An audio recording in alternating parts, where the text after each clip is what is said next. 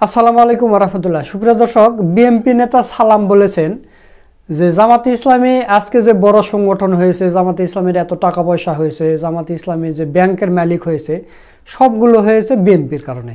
BNP তাদের এগুলো করে দিয়েছে এবং খালেদা জিয়া এগুলো করে দিয়েছে। তো সেই জামাতে ইসলামীর আবার খালেদা জিয়ার আসনে প্রার্থী দিয়েছে, এটা জামাতের জন্য মানে খুব খারাপ হয়েছে। তো জামাতে ইসলামকে অনুরোধ করেছে যে আপনারা খালেদা জিয়ার কাছে ক্ষমা চেয়ে প্রার্থীতা আপনারা উইথড্র করবেন, কারণ আপনারা যা কিছু হয়েছেন, রাজনীতিতে এসেছেন, নাম কামাইছেন, সব কিছুই খালেদা জিয়ার কারণে বা বিএনপির কারণে। তো এরকম কথা বিএনপি নেতা সালাম বলেছেন। তো চলুন আমরা সেই ভিডিওটা একটু আগে দেখে আসি। আজকে জামাতকে বলবো, এই খালেদা জিয়া আপনাদেরকে মন্ত্রী বানাইছেন, খালেদা জিয়ার আমলে ব্যবসা করে অনেক টাকা পয়সা অনেক কিছু করছেন, ব্যাংকের মালিক হয়েছেন। আজকে লজ্জা থাকা উচিত যে বেগম খালেদা জিয়ার এগেনস্টে আপনারা একটা প্রার্থী দিচ্ছেন। এখনো সময় আছে, বেগম খালেদা জিয়ার কাছে যান, হাতে পায়ে ধরে তার কাছে আপনাদের উইথড্রল লেটারটা দিয়ে আসেন, যে আপনার প্রতি সম্মান জানে আপনার সাথে আমরা জামাত কোনো প্রার্থী দিচ্ছি না। এটা যদি আপনাদের মিনিমাম কোনো শ্রদ্ধাবোধ থাকে তাহলে এটা করা উচিত। তো আমরা জানি যে জামাতে ইসলামীকে ছাড়া এই বাংলাদেশ ইতিহাসে আওয়ামী লীগও ক্ষমতায় যেতে পারেনি, বিএনপিও যেতে পারেনি, জামাতকে লাগিয়েছেই। তো খালেদা জিয়ার কারণে জামাতে ইসলামী মন্ত্রী হতে পেরেছে, বা জামাতে ইসলামী কি বলে ব্যাংকের মালিক হয়েছে। তো গত 15 বছর ধরে তো খালেদা জিয়া ছিল না, তারপরও জামাতে ইসলামী এত শক্তিশালী হলো কিভাবে? জামাতে ইসলামের ছাত্র শিবিরের কারণে তো শেখ হাসিনাকে তাড়িয়ে দেওয়া হলো। আর আপনারা এই গত 1 বছরে মানে পাহাড় পরিমাণ লুটপাট দুর্নীতি আপনারা শুরু করে দিয়েছেন, হাজার হাজার কোটি টাকা এর মধ্যে আপনারা পাচার করেছেন চাঁদাবাজি করে। শুধু আপনাদের চাঁদাবাজি থামানো যাচ্ছে না, আপনারা চাঁদাবাজির যে বাধা দিচ্ছেন নিজের দলের লোক হলেও তাকে হত্যা করতেছেন। এই পর্যন্ত আপনারা 202টা মানুষকে হত্যা করেছেন, আর আপনারা জামাত ইসলামীকে সবক দিতে আসতেছেন। কি হাস্যকর বিষয় যে খালেদা জিয়ার কাছে যায় হাত পা ধরে ক্ষমা চেয়ে তাকে উইথড্র লেটার দিয়ে বলেন যে আমাদের ভুল হয়ে গেছে, আপনার আসলে আমরা প্রার্থী দিয়ে খুবই ভুল করে ফেলেছি, আপনার পা ধরতেছি, আমাদের মাফ করে দেন। তো এটা নাকি গণতন্ত্র? এই বিএনপির বড় বড় নেতারা আমাদের গণতন্ত্র শিখায়।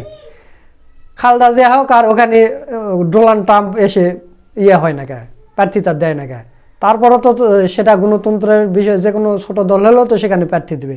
সমস্যা কি আপনার? আপনার নেত্রীর এত জনপ্রিয়তা, সে ভোটে জিতে চলে আসবে, আপনার তো কোনো সমস্যা হওয়ার কথা না। আপনি জামাতে ইসলামীকে উইথড্র করতে বলতেছেন কেন? তার মানে আপনার ভিতরে ভয় আছে যে জামাতে ইসলামী ওখানে খালেদা জিয়াকে মানে পরাজিত করে বিজয়ী হয়ে যাবে, এই ভয় আপনাদের ভিতরে আছে, কারণ জনগণ তো আপনাদের কাছ থেকে মুখ ফিরে নিয়েছে।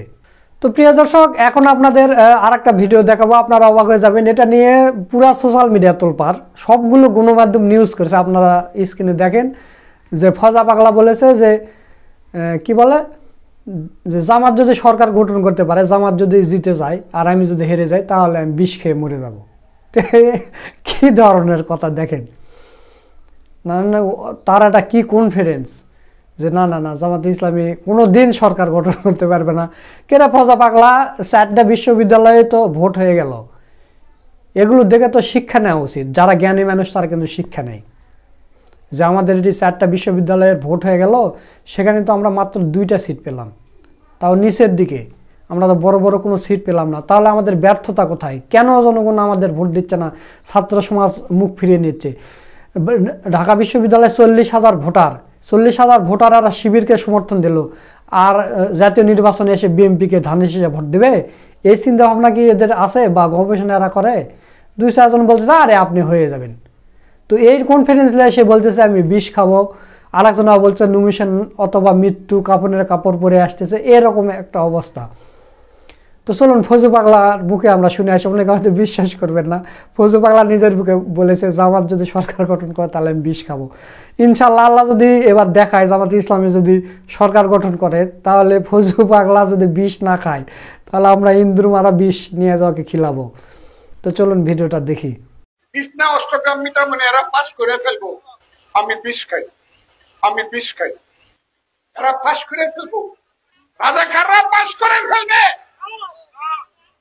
এরা যে বাচ্চা আছে এগুলি তো দয়া, শেখ মুজিবের দয়া। সুপ্রিয় দর্শক, আপনারা একটা ভিডিও দেখেন, মানে আমি মনে করেছিলাম এটা বোধহয় জামাতে ইসলামের কোনো সমাবেশ। সেখানে এত সুন্দরভাবে কথা বলে মানে ধানের শীষ নৌকাকে গুলিয়ে ফেলেছে। আপনার ভিডিওটা দেখেন। নির্বাচনী বৈঠকে সম্মানিত প্রধান অতিথি আমাদের সাবেক সংসদ, আগামী নৌকার প্রার্থী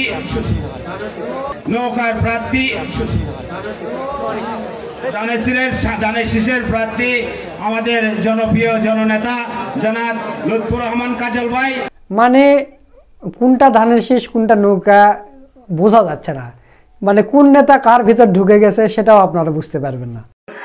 ধানের শীষকে উঠাবেন এই প্রত্যাশা রেখে আমি সরকারের চরণে প্রণাম রেখে আজকের মতো এখানে শেষ করছি। জয় বাংলা, জয় বাংলা, বাংলাদেশ জিন্দাবাদ। আমরা তো এতদিন বিভিন্ন নেতার নির্বাচনী প্রচারণা গণসংযোগের ভিডিও আপনাদের দেখাইছি, কিন্তু আজকে আপনাদের সামান্য একটা ভিডিও দেখাবো। আমিরে জামাত ডাক্তার শফিকুর রহমান এক হিন্দু ভোটারের সাথে মানে গণসংযোগ করতে গিয়ে কথা বলেছে। এই ভিডিওটা সোশ্যাল মিডিয়ায় পুরা তোলপাড় ভাইরাল হয়ে গেছে। আপনারা ভিডিওটা দেখেন। আমি তো আপনার খুব ভক্ত। দোয়া করবেন, বেশি করে দোয়া করবেন। আমার নাম হলো সুকেন দত্ত। আচ্ছা, ঠিক আছে, দোয়া রাখবেন। হ্যাঁ, দোয়া রাখবেন, দোয়া রাখবেন, দোয়া রাখবেন। খুশি হলাম ভাই। সুপ্রিয় দর্শক, আপনারা ভিডিওটা দেখলেন। তো এখন আপনাদের যে ভিডিওটা দেখাবো, এই ভিডিওটা হচ্ছে একজন রিক্সা চালক, তিনি জামাতে ইসলামীকে ভোট দিবেন। কেন ভোট দিবেন সে বিষয় নিয়ে তিনি বলেছেন। তো চলুন আমরা সেই ভিডিওটা একটু দেখে আসি। আমি সামান্য রিক্সা চালক, আমার ভোট আমি জামাত ইসলামকে সাপোর্ট করি, এমনকি মরণ পর্যন্ত। আপনাদেরও এই অভিনেতা নমরুদ, হামান আরো অনেকেই দেশে রাজত্ব করেছেন, রাজত্ব করেছে ইয়াজিদ, রাজত্ব করেছে আরো অনেকেই।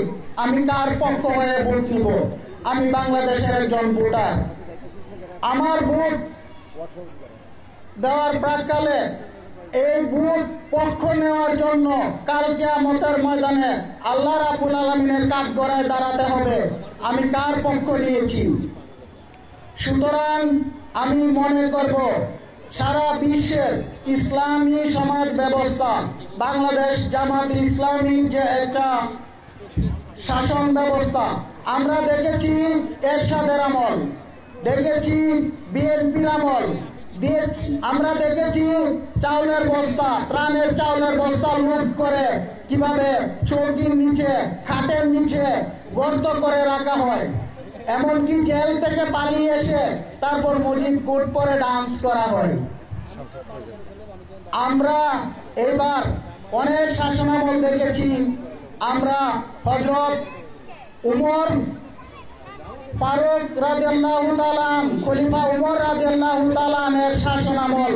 এখন একটা সোনালী সময়, আমাদের এই ভোটকে কাজে লাগিয়ে আসুন আমরা সবাই বাংলাদেশকে একটা ইসলামী সমাজ ব্যবস্থার জন্য জামাত ইসলামকে সকলে সাপোর্ট করি।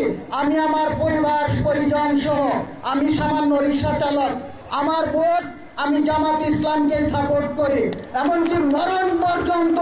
আপনাদেরও এই অভিব্যক্তি হওয়া প্রয়োজন। আবারও বলছি, নারায়ে তাকবীর। সুপ্রিয় দর্শক, আপনারা ভিডিওটা দেখলেন। তো সব মিলে আজকের ভিডিওটা আপনাদের কাছে কেমন লেগেছে তা অবশ্যই কমেন্ট করে জানিয়ে দেবেন।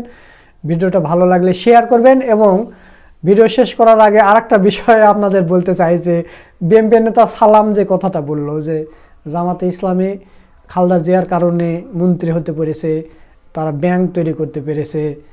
তো জামাতে ইসলামের উচিত হবে খালেদা জিয়ার কাছে যে হাতে পায়ে ধরে ক্ষমাসে উইথড্র লেটার তুলে দিতে।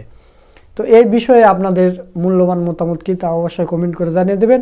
ভিডিওটা ভালো লাগলে শেয়ার করবেন। সকলকে ধন্যবাদ। আসসালামু আলাইকুম ওয়া রাহমাতুল্লাহ।